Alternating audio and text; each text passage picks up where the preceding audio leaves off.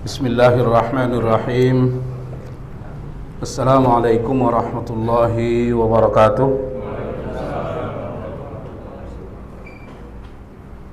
إن الحمد لله نحمده ونستعينه ونستغفره ونعوذ بالله من شرور أنفسنا ومن سيئات أعمالنا.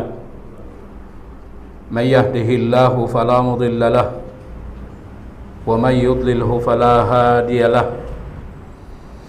أشهد أن لا إله إلا الله وحده لا شريك له وأشهد أن محمدا عبده ورسوله لا نبي بعد. اللهم صل على محمد وعلى آله وأصحابه أجمعين. Amma ba'du, kita lanjutkan kembali kajian tauhid, masih dalam pembicaraan tentang ibadah-ibadah yang berkaitan dengan nama Allah At-Tawwab. Ibadah yang berikutnya, kullu man taba taubatan nasuha lillahi taballahu alaihi wa kullama izdada al-'abdu taubatan wa istighfaran lillah izdada qurban lillahi wa rif'ah. Jadi penyusun mengatakan, apabila kita bertaubat kepada Allah dengan taubatan nasuha, maka Allah Subhanahu wa ta'ala akan mengampuni dosa-dosa kita. Setiap kali kita terus bertaubat kepada Allah, terus beristighfar kepada Allah Subhanahu wa ta'ala, maka akan semakin dekat kita kepada Allah dan akan semakin tinggi derajat kita di sisi Allah Subhanahu wa ta'ala. Nah, jadi kalau begitu bertaubat itu bukanlah seperti yang selama ini kita anggap bahwa dia adalah merupakan ibadah orang yang berdosa. Bukanlah ibadah orang pendosa. Tapi taubat itu adalah selain daripada untuk menghapuskan dosa, dia adalah merupakan ibadah yang sangat luar biasa mendatangkan kasih sayang Allah. Dan tidak ada manusia yang tidak berdosa. Tidak ada manusia yang tidak berdosa. Kesempurnaan itu Allah tidak berikan pada manusia. Bahkan kepada malaikat pun Allah tidak berikan kesempurnaan itu. Kesempurnaan itu adalah hanya milik Allah Subhanahu wa ta'ala. Kalau dia masih manusia, maka dia pasti jatuh kepada dosa. Pasti jatuh kepada dosa. Nah, maka dari itu taubat dan istighfar ini adalah merupakan ibadah yang sangat luar biasa mendatangkan ampunan. Jadi istighfar itu ada minimal 2 pokok besar manfaat daripada istighfar. Yang pertama, istighfar itu adalah untuk menghapuskan dosa. Istighfar itu adalah untuk menghapuskan dosa. Yang kedua, istighfar itu adalah ibadah yang dilakukan setiap selesai melakukan kebaikan. Istighfar adalah merupakan ibadah yang harus dilakukan setiap kali melakukan kebaikan, karena di setiap kebaikan yang kita lakukan itu tidak ada kebaikan yang sempurna. Tidak ada kebaikan yang sempurna. Semua kebaikan-kebaikan yang kita lakukan tidak ada yang sempurna. Pasti ada kekurangan. Kekurangan dari segi apa? Dari 2 segi. Yang pertama, mungkin kurang ikhlas. Tidak ada ibadah yang kita lakukan yang kesempurnaan ikhlasnya sempurna, tidak ada. Yang kedua, tidak ada ibadah yang kita lakukan 100% seperti apa yang diajarkan oleh Rasul. Bahkan kadang kita tahu bagaimana cara yang diajarkan Rasul, kita tidak lakukan. Nah, tentu ini adalah merupakan maksiat. Dia sudah melakukan ibadah, tapi di situ ada maksiat. Di dalam ibadah yang ia lakukan ada maksiat. Sementara ibadah itu merupakan syaratnya ada dua, yaitu ikhlas dan benar seperti apa yang diajarkan oleh Nabi. Ikhlas itu konsekuensi daripada asyhadu an la ilaha illallah. Kalau memang benar-benar ini kalimat diyakini, maka konsekuensinya adalah tidak ada sesembahan selain Allah, dan sembahlah Allah dengan ikhlas. Dan keikhlasan ini tidak bisa kita lakukan 100%. Kadang di awal kita ikhlas, di tengah keikhlasan itu rusak. Sering begitu nggak Pak? Ke masjid ikhlas karena Allah, dia jalan dengan ikhlas, sampai sholat 1 rakaat masih ikhlas. Nah, pada rakaat yang kedua bisa jadi keikhlasan ini rusak. Kenapa? Mungkin ada orang yang datang di sampingnya, Pak, ini sholat harus dibenar-benarin biar dia tahu saya juga belajar.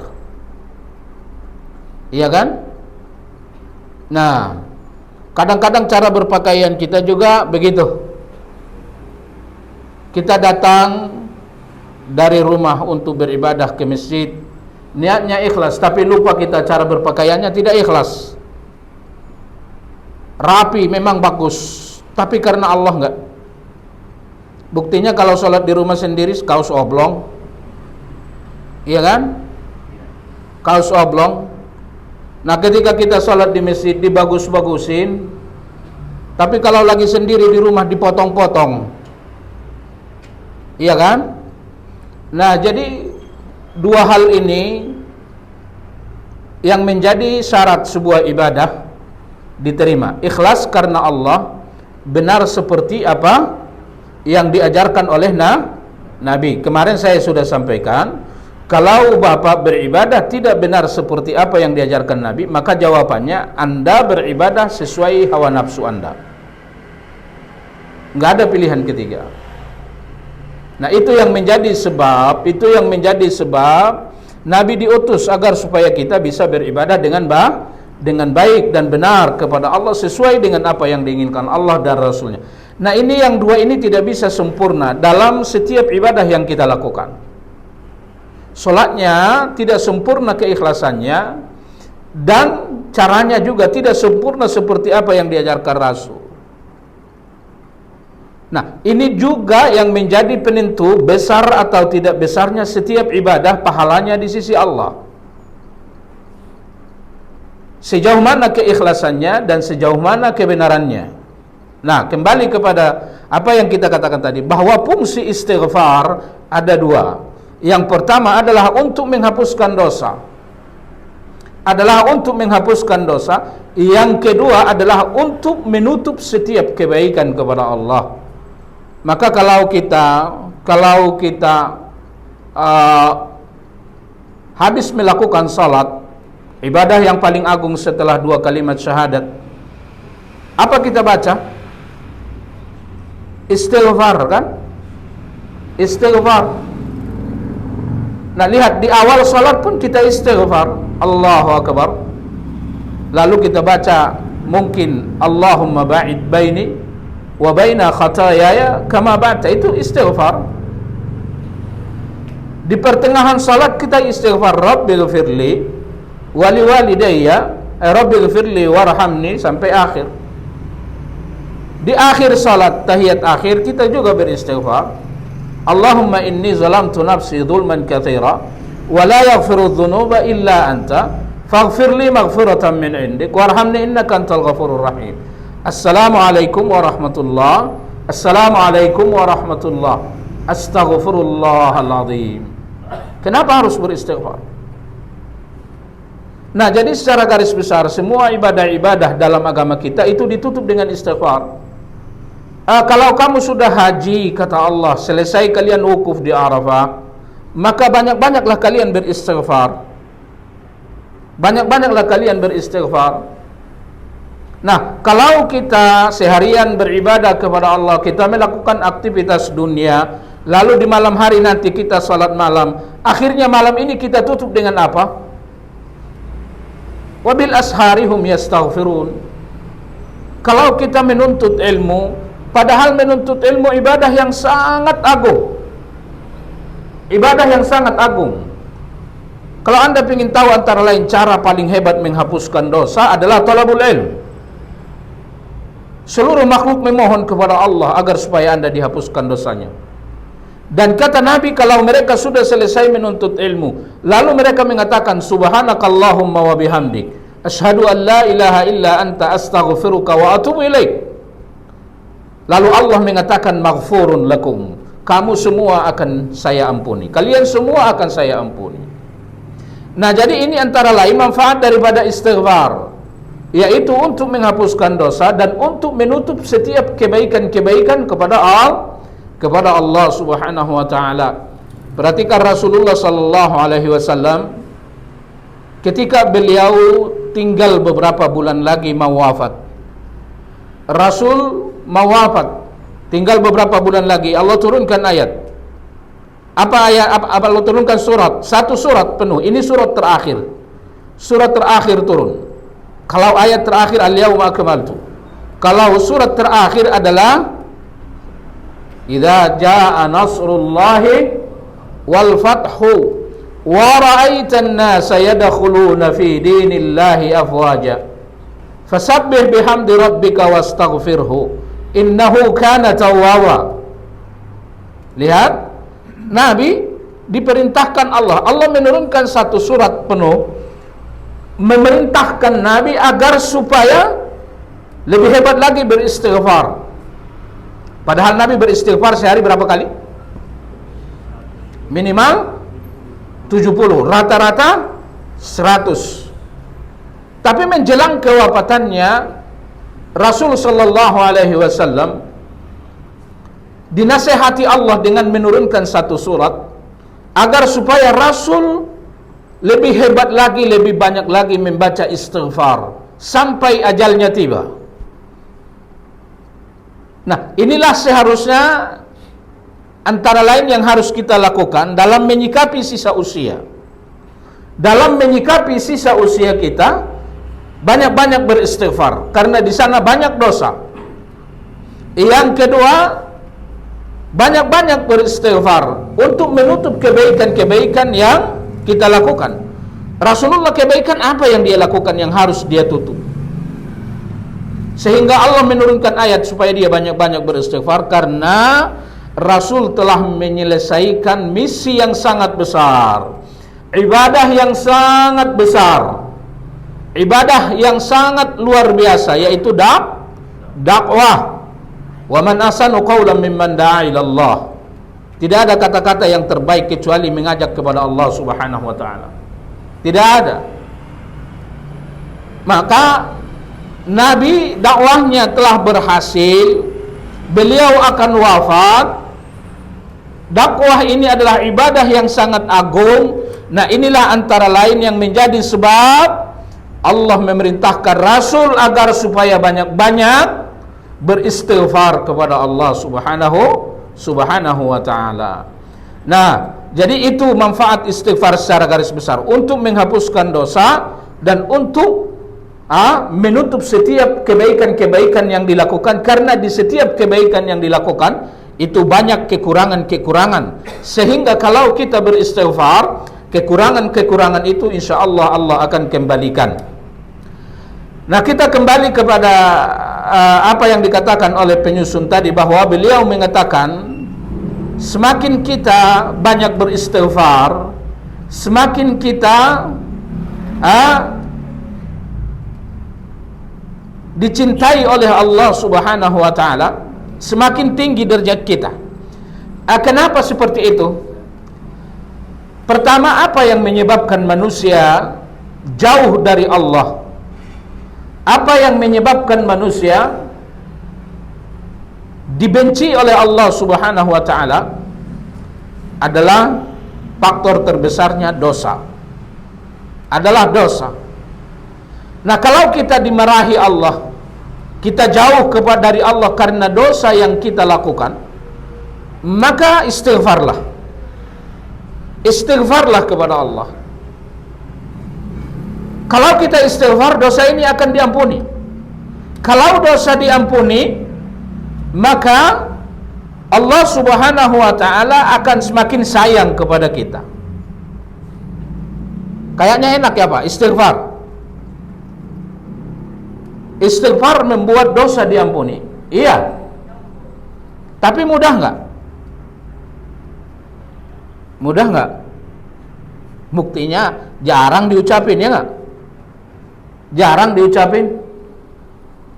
Karena memang agama ini tidak ada yang sulit sebenarnya. Tidak ada yang sulit dalam agama ini. Apa yang sulit dalam agama ini? Salat sulit nggak? Enggak sulit. Kita kalau cerita ke orang, saya kemarin ke sana, bolak-balik luar negeri, luar kota dan lain, tapi ke masjid nggak bisa, nggak mudah bagi dia. Jadi nggak ada yang sulit dalam agama ini. Apa yang sulit dalam agama ini? Baca Al-Quran sulit nggak? Buktinya baca WA itu seharian nonton nggak capek dia, sampai buram matanya. Jadi nggak ada memang yang sulit dalam agama ini. Tapi bagi orang yang dimudahkan Allah, bagi orang yang dimudahkan Allah, ad-dinu yusrun liman yassarahallahu. Agama ini sangat mudah. Agama ini sangat mudah. Tapi bagi orang-orang yang dimudahkan Allah. Nah, begitu dengan istighfar. Sangat mudah. Meraih ampunan dari Allah sangat mudah. Anda ucapkan astagfirullah, lalu Anda nyesal terhadap dosa itu, Allah ampuni dosa itu. Allah ampuni dosa itu. Cuman memang tidak mudah. Tidak ada mudah bagi kita mengucapkannya, kecuali Allah Subhanahu wa taala membantu kita. Agar supaya Allah bantu kita bagaimana? Ya kita harus paksa diri kita. Kita harus paksa diri kita, karena tantangan terbesar kita di dalam beribadah kepada Allah ada 4. Yang pertama, tantangan terbesar itu bukan iblis, bukan syaitan. Tantangan terbesar dalam beribadah kepada Allah adalah syahwat. Tantangan terbesar beribadah kepada Allah adalah syahwat. Nah, subuh azan dikumandangkan, kita tahu kalau datang ke masjid nikmat, enak, tapi syahwat bilang tidur aja. Jadi kalau begitu, bagaimana cara melawan syahwat ini? Cara melawannya, kalahkan terus dia. Kalahkan syahwat Anda. Hanya itu satu-satunya cara. Dan kita tidak bisa mengalahkan syahwat kalau kita tidak takut pada Allah Subhanahu wa taala. Ya. Nah, jadi syahwat ini tidak satu pun ibadah. Tidak satu pun ibadah kepada Allah dia sukai. Maka dari itu Nabi katakan hujibatil jannatu bil makarih. Allah tutupi surga itu dengan hal-hal yang dibenci oleh syahwat. Allah tutupi surga itu dengan hal-hal yang dibenci oleh syahwat. Maka tidak satu pun ibadah dalam agama ini, walaupun Anda lihat melakukannya mudah, Anda bisa lakukan kalau Anda tidak kalahkan syahwat. Tidak bisa. Mudah baca Al-Quran, nggak bisa kalau Anda nggak paksa syahwat itu. Mudah salat, nggak bisa kalau Anda nggak paksa syahwat.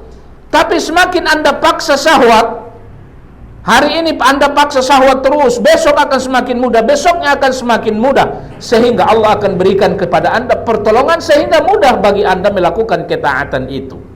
Nah, maka dari itu Allah katakan, walladzina jahadu fina lanahdiyanna lahum subulana. Orang yang bersungguh-sungguh di jalan kami. Nah, lihat, kesungguhan dibarengkan Allah dengan hidayah. Kenapa? Karena hidayah akan Anda dapatkan sejauh mana Anda berjuang untuk melawan syahwat. Nah, jadi ini tantangan terbesar kita dalam beribadah adalah syahwat. Tantangan terbesar yang kedua dalam beribadah kepada Allah adalah dunia. Kita sangat mencintai dunia yang Allah berikan pada kita, sehingga dunia ini menjadi sebab kita menjadikan ibadah itu nomor 2. Nah, ini dunia. Padahal sebenarnya tidak boleh begitu, karena hubungan dasar kita kepada Allah adalah cinta, adalah kasih sayang. Kenapa saya katakan begitu? Siapa yang membuat kita? Siapa yang menciptakan kita?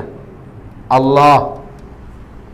Lalu semua apa yang kita butuhkan di dunia ini siapa yang kasih? Siapa yang kasih? Allah. Semua apa yang Anda cintai siapa yang kasih? Siapa yang kasih kedua orang tua? Siapa yang kasih anak-anak? Siapa yang kasih istri? Siapa yang kasih rumah? Siapa yang kasih kendaraan? Siapa yang kasih pekerjaan? Siapa yang kasih? Allah atau tidak?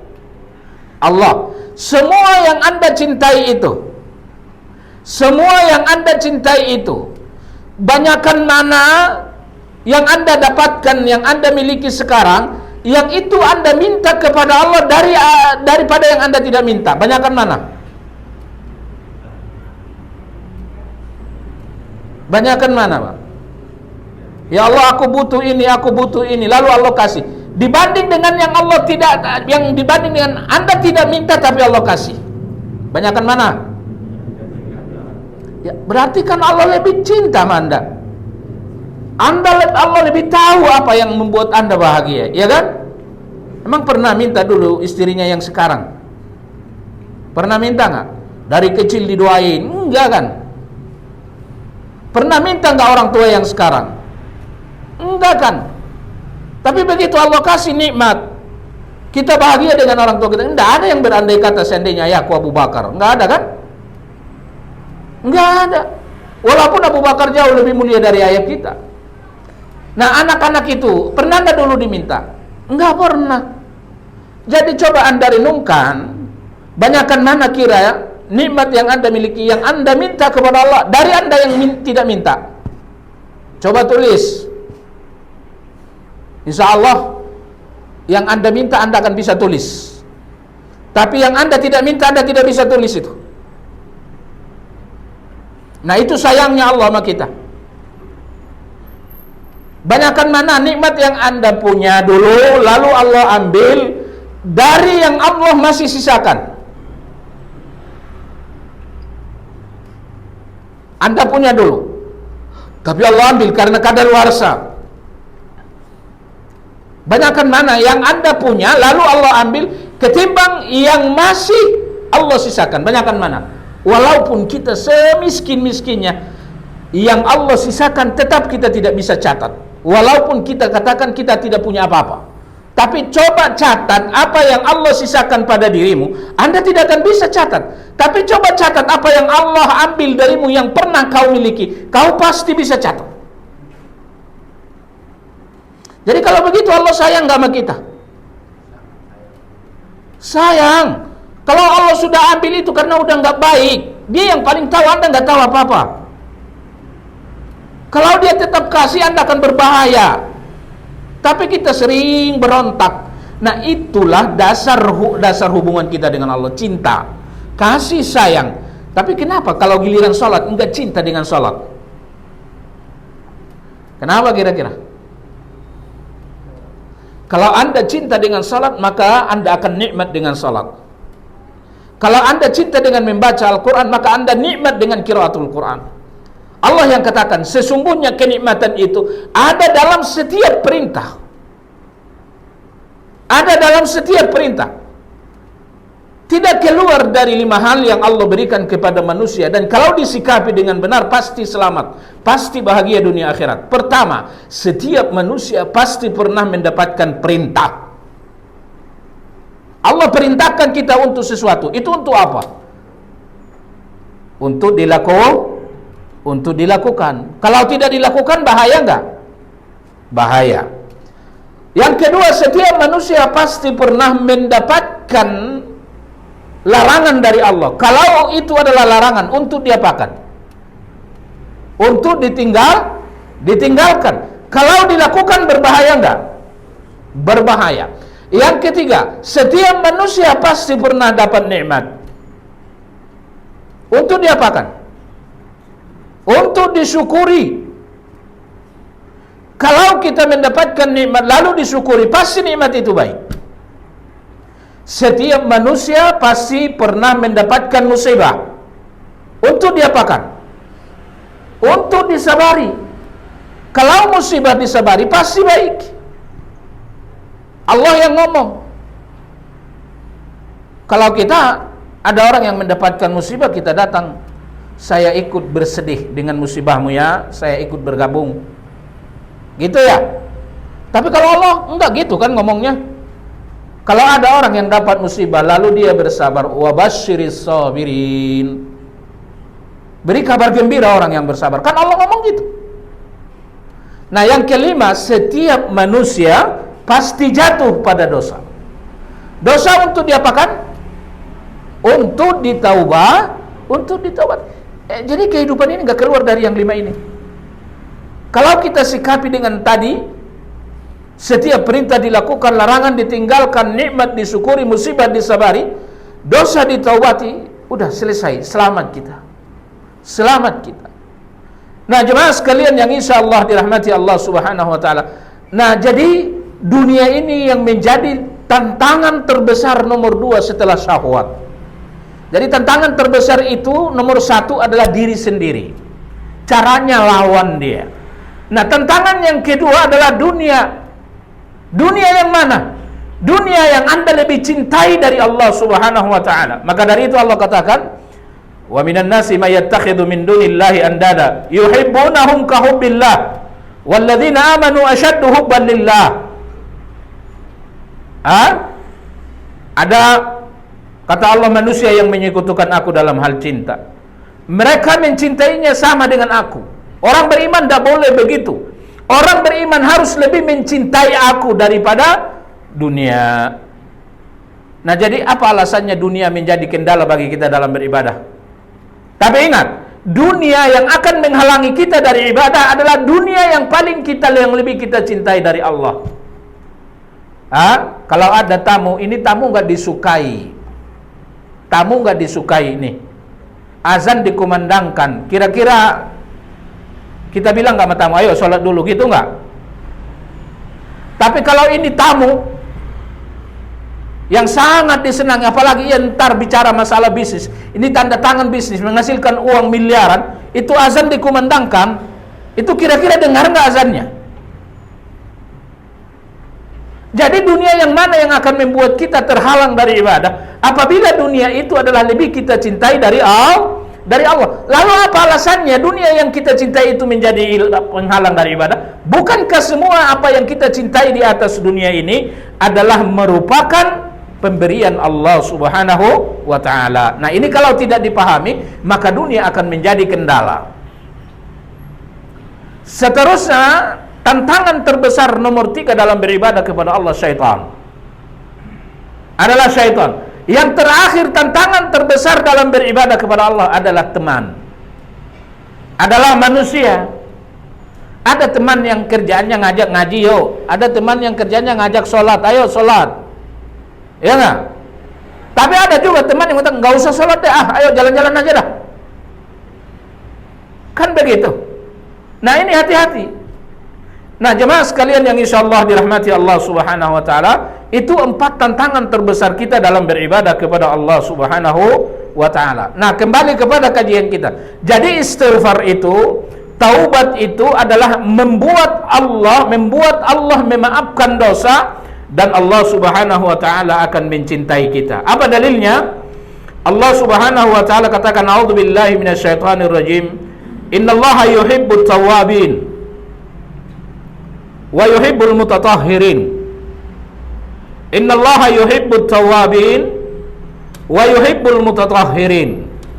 Sesungguhnya Allah Subhanahu wa taala mencintai orang-orang yang banyak tawab, banyak terus-menerus bertaubat. Jadi bukan sekali 2 kali.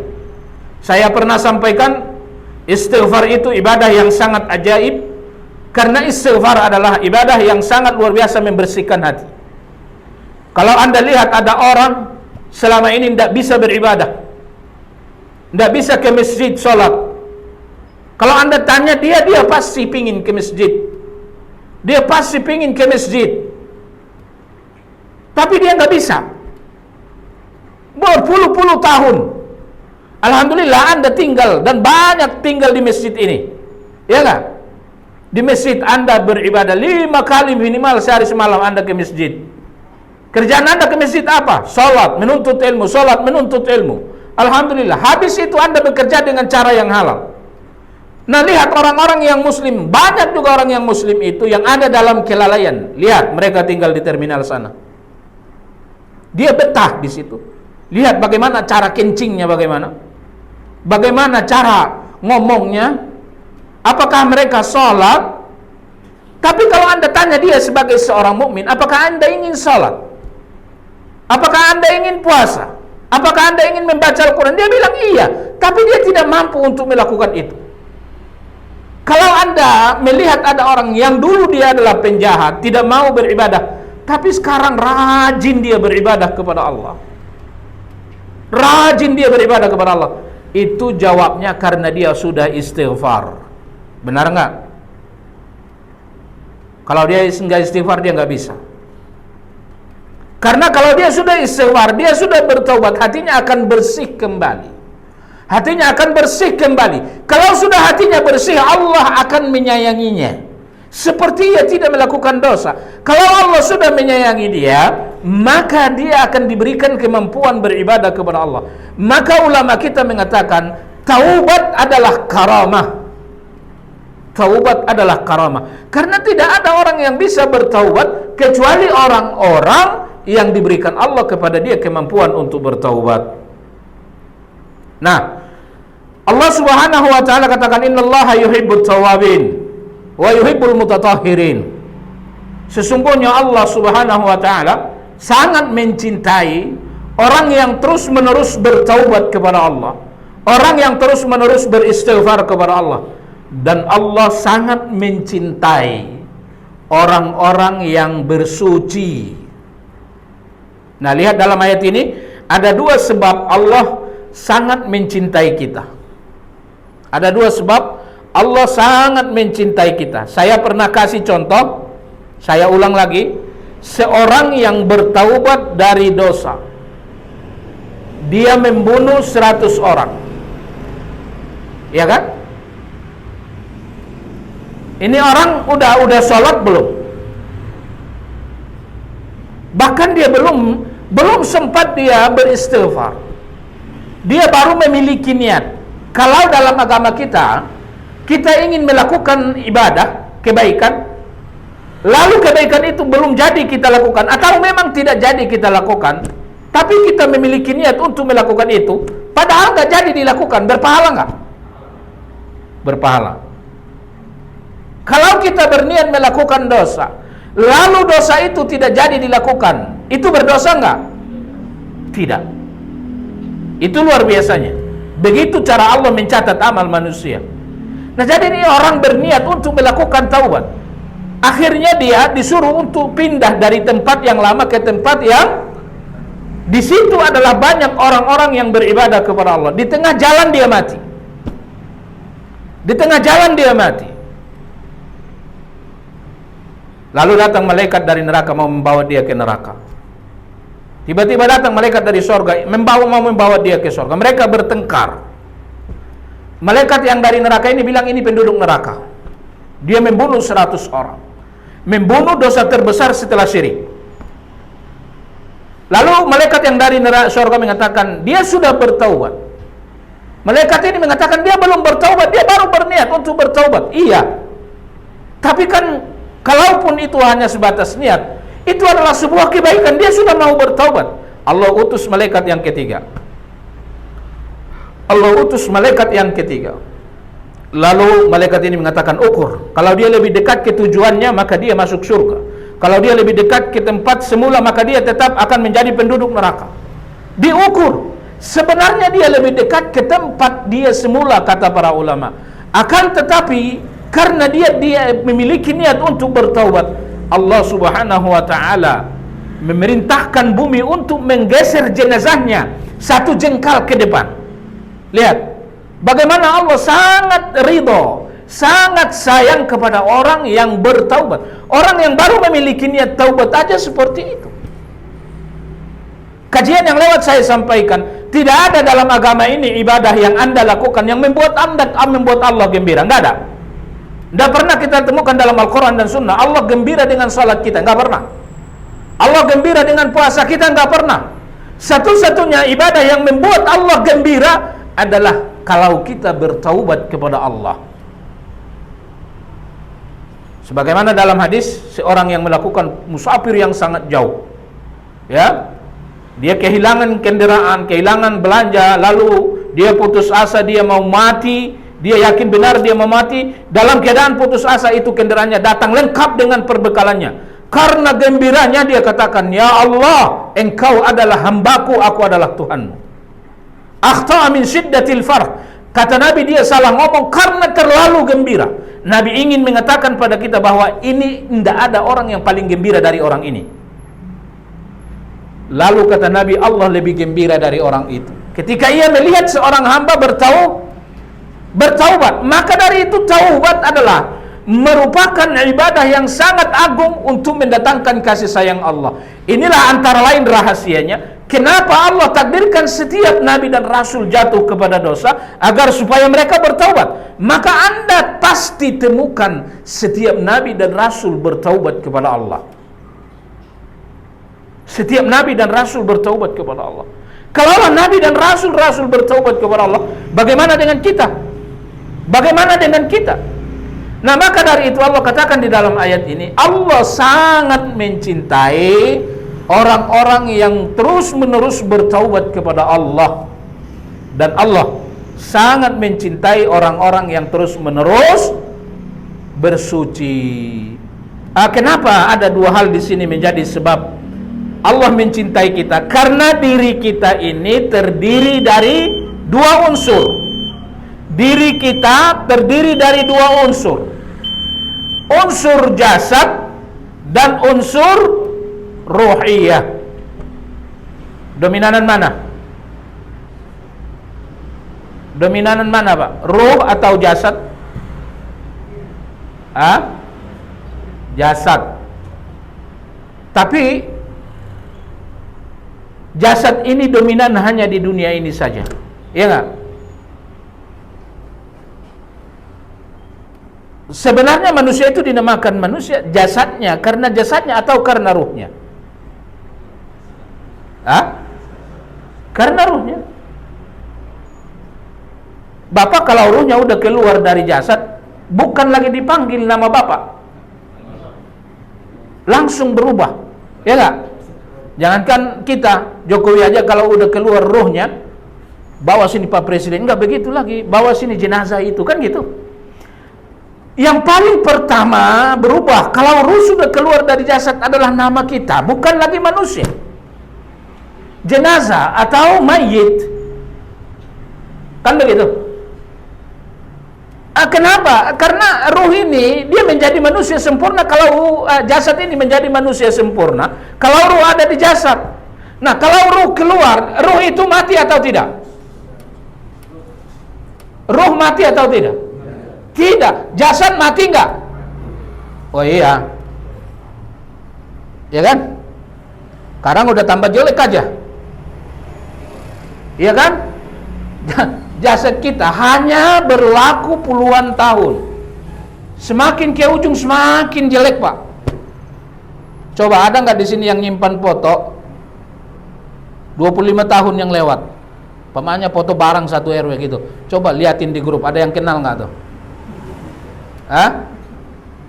Saya kasih contoh itu tadi, Pak RW datang ke rumah ngobrol-ngobrol RW saya, dia bilang, ini foto jalan pagi 21 yang lewat Pak Ustadz. Ada yang kenal nggak? Saya nggak ada yang kenal lagi itu, padahal RW 18.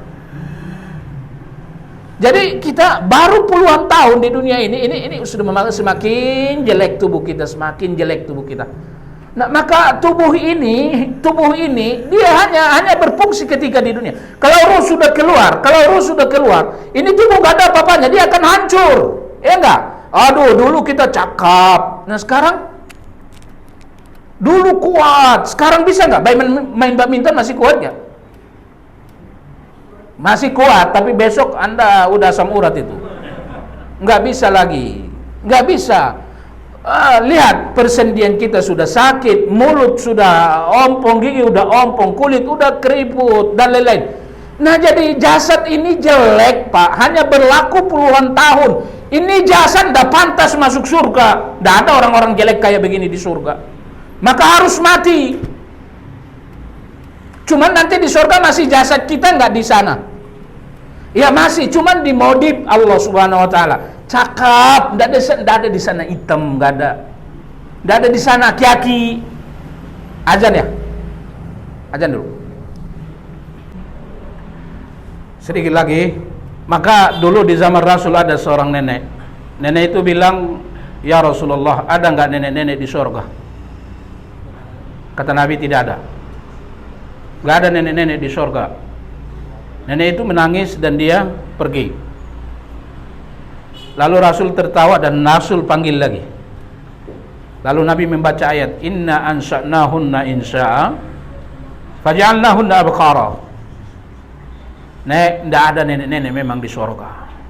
Nenek nanti di surga dan perempuan-perempuan yang beriman di surga itu langsung jadi seperti wanita remaja. Berusia berapa? 33 sampai 35, seperti itu. Nah, jadi cakapnya manusia ini, jasadnya pun di usia seperti itu. Nah, kalau udah 40, dia nggak lebih cakap, tambah jelek, semakin ke atas. Jadi nenek nanti di surga itu langsung jadi remaja. Inna ansannahunna insa'a wa ja'alnahunna abqara. Dan nenek nanti di sono perawan terus. Jadi orang di sana enggak dari kecil dulu. Di dunia ini kan kecil dulu, ngomong dulu kita berapa tahun, ya enggak? Sekolahin dulu sekian-sekian, nikah lagi nih. Di surga nanti enggak begitu. Mereka langsung usia 33 sampai 35 cakap. Enggak ada yang jelek. Kalau di dunia ini kita ngaca, udah ganteng banget gua. Begitu keluar rumah ada lewat yang lebih ganteng, jadi enggak enak. Iya kan? Di surga enggak ada yang begitu. Nah, jadi semua nanti udah cakap, perawan. Kalian lebih cantik dari bidadari, kata Nabi. Kalau bidadari, Nabi berikan gambaran bidadari itu. Kata Nabi, seandainya dunia ini gelap gulita, lalu kerudungnya bidadari jatuh ke dunia, saat itu juga dunia ini terang benderang. Itu kerudungnya bidadari. Apakah kerudung bidadari bagian dari jasad bidadari? Kalau kerudungnya bikin dunia terang benderang, kira-kira alisnya gimana tuh? Nah, itu luar biasa nanti. Bini kita itu begitu nanti. Maka sabar aja di dunia ini. Kalau bini hanya pas-pasan, waduh, tinggal hanya bilang pada diri kita, ini hanya puluhan tahun aja. Tapi nanti di akhirat ini tidak boleh lagi begini, kan gitu ya. Nah, jadi di surga begitu, kita di surga. Nah, kita kembali kepada kajian kita. Nah, kenapa dua hal ini menjadi sebab Allah sangat mencintai manusia? Karena manusia terdiri dari dua unsur. Unsur yang pertama adalah ruhiyah, unsur yang kedua adalah jasadiyah. Nah, ruhiyah kita kotor kenapa? Ruhiyah kotor adalah karena dosa. Nah, bagaimana cara membersihkannya? Adalah dengan cara istighfar. Nah, jasad kita ini kotor dengan najis. Mungkin kotor dengan hadas kecil, mungkin kotor dengan hadas besar. Maka lihat, kalau kita berwudu, apa yang dicuci? Yang dicuci itu adalah anggota tubuh yang kotor dalam diri kita. Maka lihat, kalau kita mau berwudu, dua jalan bersihkan dulu, ya enggak? Bersihkan dulu, karena ini tempat yang sangat kotor dalam tubuh kita. Lalu setelah itu apa yang paling kotor? Mulut kita, maka berkumur-kumur. Setelah itu apa? Hidung kita, maka istinsyak. Lalu apa lagi yang kotor dalam tubuh kita? Wajah kita. Lalu apa lagi? Dua tangan sampai siku. Apa lagi? kepala dan telinga, apalagi 2 kaki sampai mata kaki. Kan itu yang kotor. Itu yang kotor. Maka kalau Anda bersihkan itu dengan cara berwudu, coba rasakan, fisik Anda akan segar. Fisik Anda akan kuat. Karena Anda mau sholat, Anda harus berwudu. Anda membutuhkan fisik yang kuat karena dibutuhkan kekhusyukan. Jadi luar biasa wudu itu mendatangkan kekuatan fisik. Karena fisik kita lemah, bahkan fisik kita sakit itu karena kotor. Maka setan sangat senang dengan yang kotor. Nah, maka lihat, kita basuh itu anggota wudu kalau kita mau melakukan salat. Nah, lalu kenapa harus berwudu? Selain untuk membersihkan kotoran yang zahir, yang bisa dilihat mata, maka wudu membersihkan kotoran maknawi. Apa kotoran maknawi? Adalah dosa. Nah, coba, apakah ada yang melakukan dosa di dalam tubuh kita selain dari apa yang kita basuh ketika kita berwudu?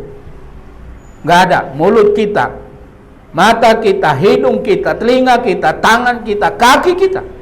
Maka dari itu Nabi katakan, kalau kita berwudu, maka hanyutlah dosa karena anggota wudu yang kita basuh bersamaan dengan air wudu yang kita basuh. Coba, banyak nggak kira-kira kita berkata-kata yang tidak baik hari ini? Banyak. Cara antara lain untuk membersihkan dosa karena mulut apa?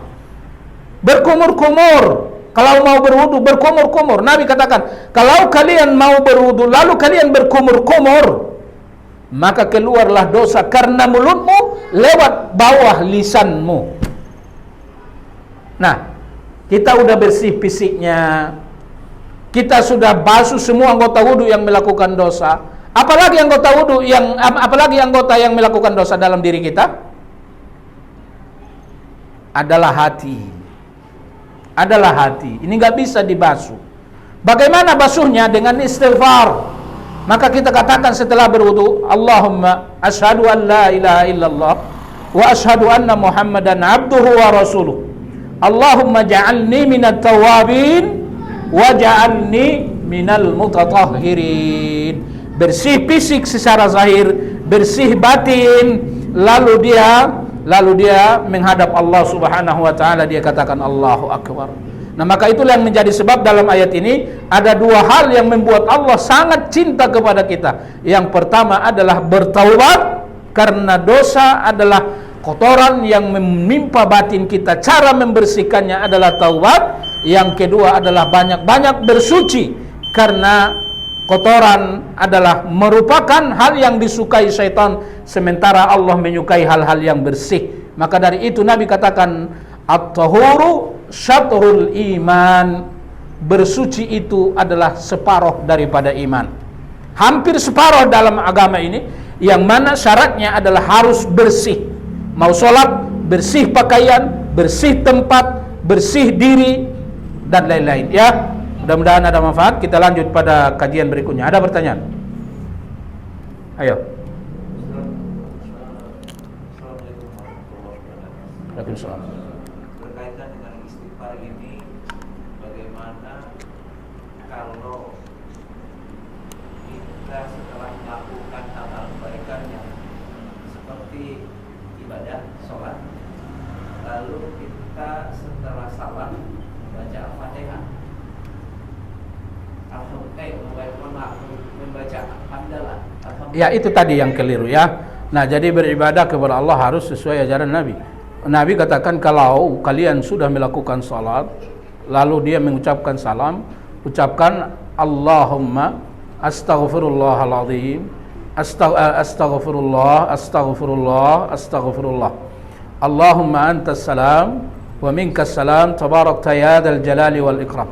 Ini adalah zikir minimal yang harus kita lakukan dalam setiap sholat, baik itu sholat sunnah, ya, baik itu sholat sunnah. Kalau sholat wajib ditambah dengan zikir-zikir yang lain. Subhanallah, alhamdulillah 33, Allahu akbar 33. Nah, itu tidak dilakukan pada sholat sunnah. Tapi setiap sholat itu, sholat apapun itu sholatnya, maka kita diperintahkan untuk membaca istighfar 3 kali. Ya, bukan alhamdulillah, tapi adalah istighfar. Semua ibadah diperintahkan kita untuk beristighfar di akhir ibadah. Seperti umpamanya berkhutbah. Khatib berkhutbah. Selesai khutbah pertama, antara jarak khutbah pertama dengan khutbah yang kedua, apa yang harus dilakukan? Istighfar kepada Allah Subhanahu wa taala. Istighfar kepada Allah Subhanahu wa taala di antara khutbah yang pertama dengan khutbah yang kedua, ya. Allah. Ada lagi? Ayo.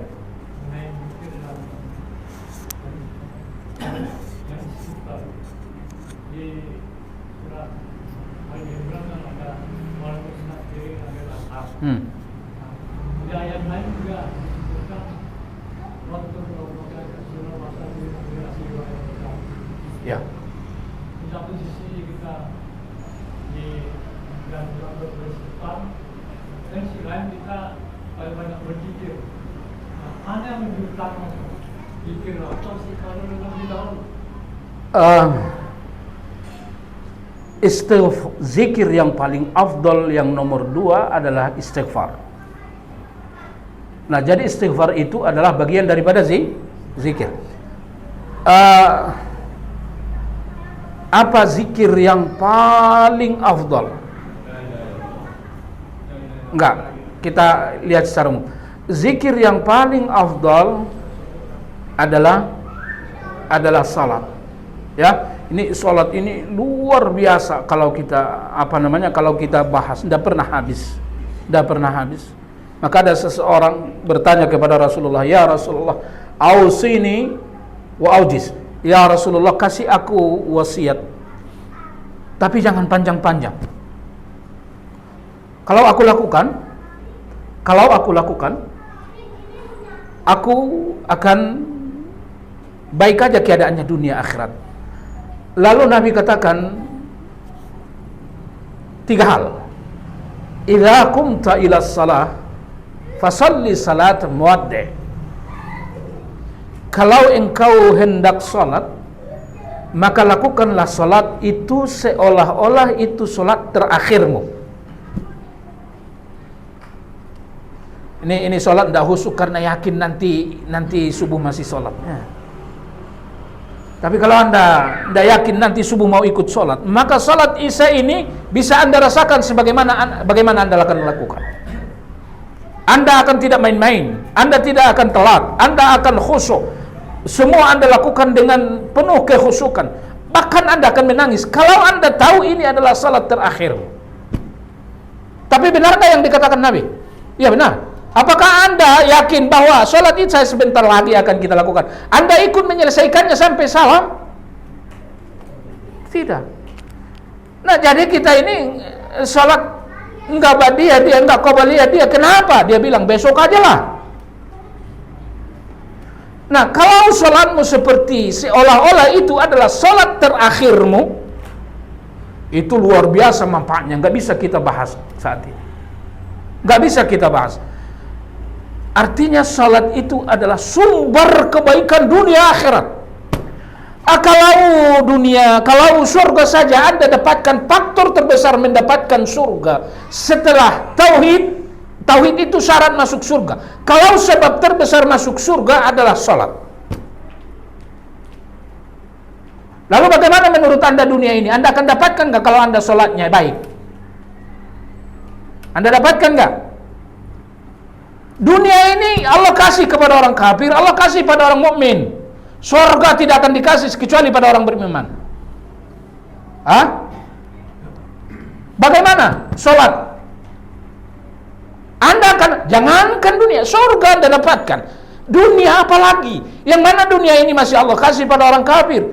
Cuman ya, kok Ustaz ngomong gitu? Saya sholat udah 60 tahun loh. Tapi sholatnya seperti sholat perpisahan enggak?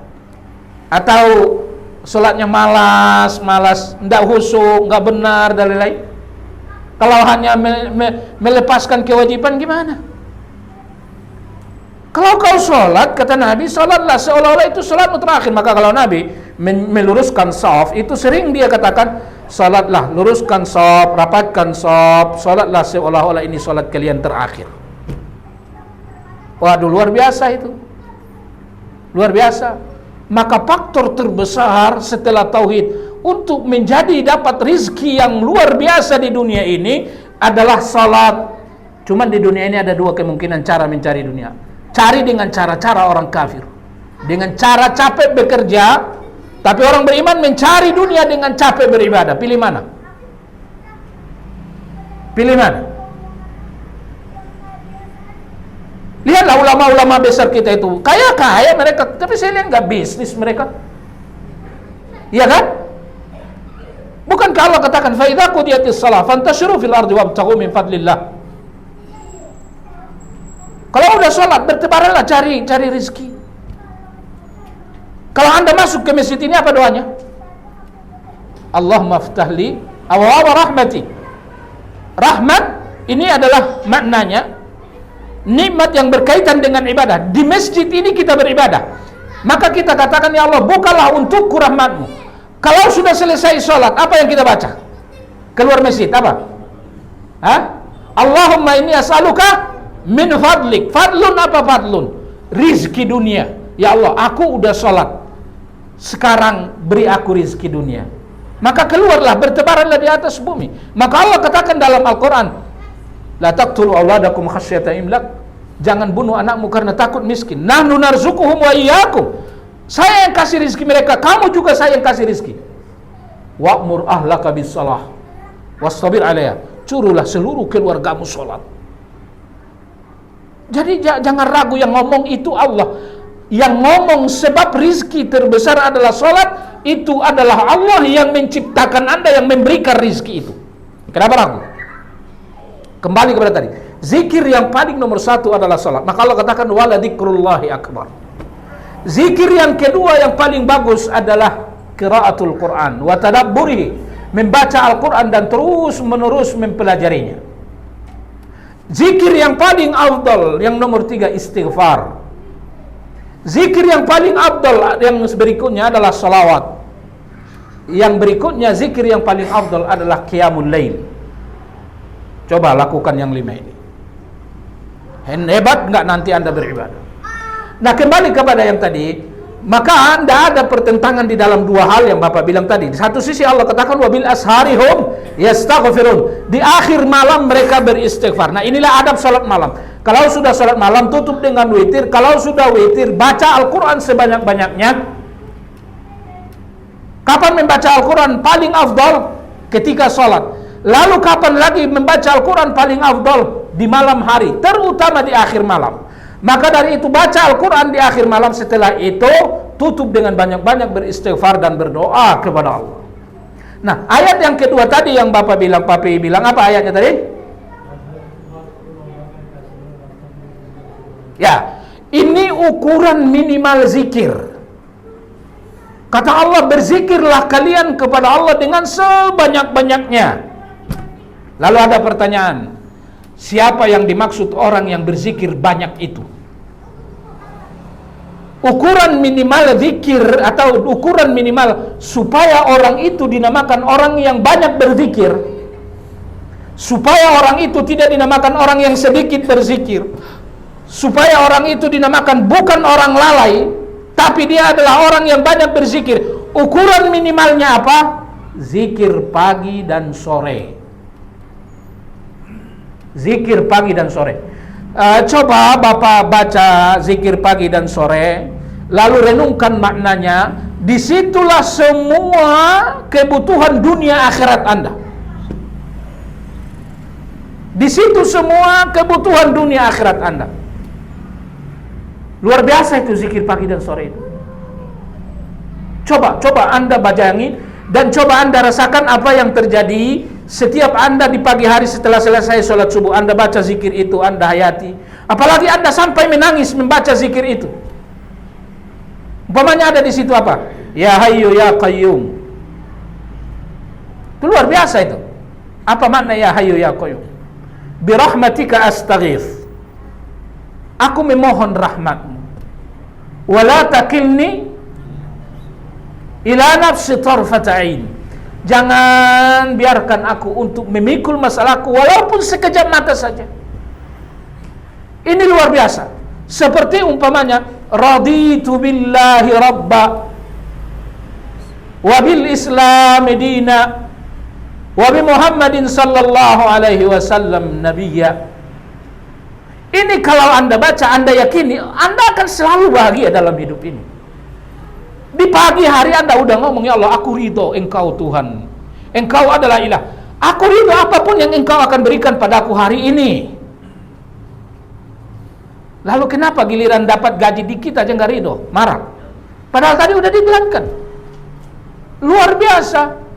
Maka orang kalau mau mati, malaikat ngomong, irji ila rabbiki radiyatan mardiyah. Keluarlah engkau dari dirimu yang baik. Allah sudah ridho kepadamu. Kenapa? Karena selama engkau hidup, engkau pun ridho kepada Allah. Nah lihat, raditu billahi rabba wa bil islami dina wa bi Muhammadin sallallahu alaihi wasallam nabiyya. Apakah yang tiga ini juga menjadi pertanyaan di kubur? Hah? Ini enggak pertanyaan di kubur? Iya. Nah maka dari itu, apakah ukurannya supaya orang itu dinamakan orang yang banyak berzikir kepada Allah? Ukuran minimalnya dia membaca zikir pagi dan sore, ya. Jadi kita udah tua, Pak. Nggak lama lagi kita, nggak lama lagi. Tambah ibadah antara lain dengan tidak meninggalkan zikir pagi dan sore, ya. Kalau belum hafal, beli bukunya, kecil kok segini. Beli bukunya, baca kalau belum hafal. Tapi jadikan ini ibadah yang istiqomah sampai mati, ya. Mudah-mudahan ada manfaat. Habis waktu, kita tutup dengan kafarah majelis. Subhanakallahumma wa bihamdik, asyhadu an la ilaha illa anta astaghfiruka wa atubu ilaik. Assalamualaikum warahmatullahi wabarakatuh.